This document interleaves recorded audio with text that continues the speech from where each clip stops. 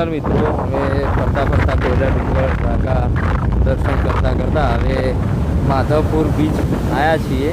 આપ જોઈ શકો છો બીચે અત્યારે નાહવાનું ને એવું તો બંધ કરાયું છે, કારણ કે દરિયાનું રૌદ્ર સ્વરૂપ આપ જોઈ શકો છો.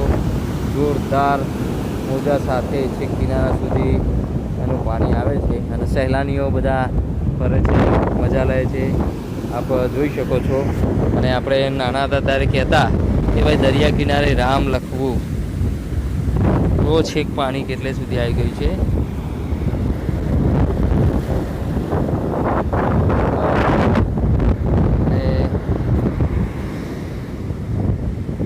હવે આપણે અહીંયા લખીશું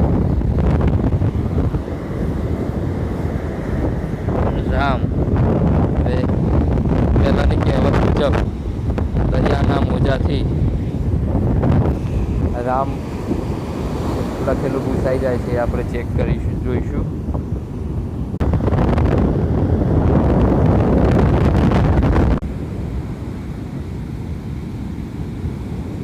સાચે એ કહેવત સાચી જ લાગી આપણને કે રામ લખી અને પાણી છેક આવે. આપ જોઈ શકો છો મારા મિત્રો મારી સાથે દરિયાનું કેવું નજારો કેવો છે આપ જરૂરથી બધા જુઓ. એકવાર જરૂરથી ફેમિલી સાથે મિત્રો સાથે ફરવાનો નવરાશનો ટાઈમ મળે તો જરૂરથી આવજો.